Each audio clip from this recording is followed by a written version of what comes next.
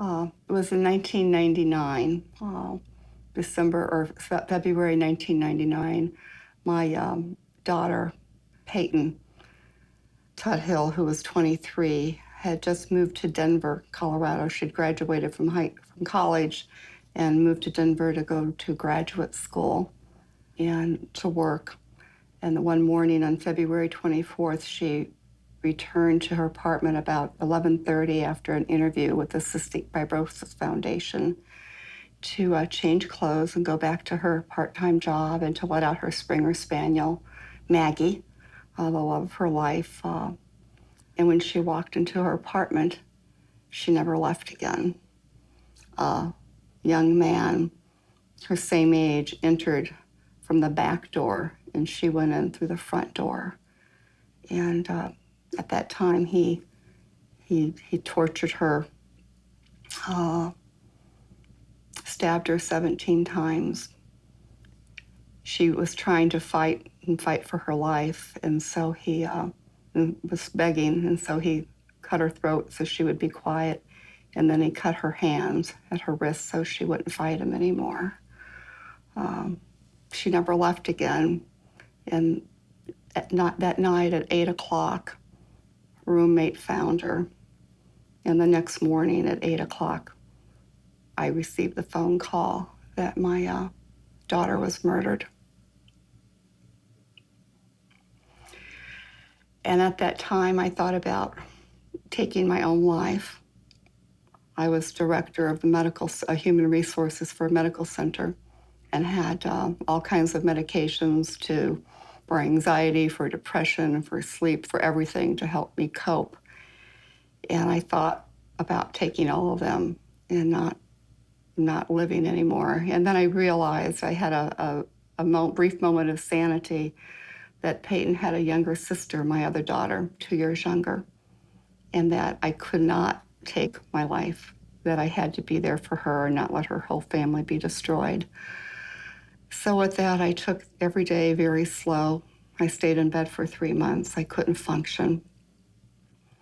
But then I woke up one morning, and I'm a Christian, and I prayed. I hadn't prayed. I was so angry with God, how he could let this happen to my daughter. But I prayed for guidance and for strength, and within a week, I knew what I needed to do. I knew I had to find out what happened to Peyton, why it happened, and if it could be prevented from happening again to other families. And I had to fight. I had to take my rage, my hurt, my anger, and I had to fight and not accept what had happened and walk away. And then I knew I could be bitter all my life and angry. But if I was going to survive, I had to find a way to channel that and do something meaningful for Peyton and for myself and for my daughter, Kara. So it took many, many years of depression, anxiety, anger to channel all those emotions into finding what would work for me. I developed new friends, new friendships. I lost old friendships. I realized people thought murder was contagious. And so those people that I could rely on and trust, some of them were still there, but others were afraid, and I understand that. Or they didn't know what to say to me or how to deal with it or how to cope with it. And I lost those friendships, and I isolated myself for many, many months. And then, because I didn't think people wanted to talk to me. And then I slowly started engaging in different support groups and meeting people that shared the similar tragedy, and learned how to start thinking about the future. I remember very well 2 years after her death that I was talking to a woman who lost her son, and she said something that was funny, and I laughed. I hadn't laughed in 2 years. I couldn't laugh because my daughter was dead, and I had no right to laugh. And she looked at me and she smiled and she said, "It's okay.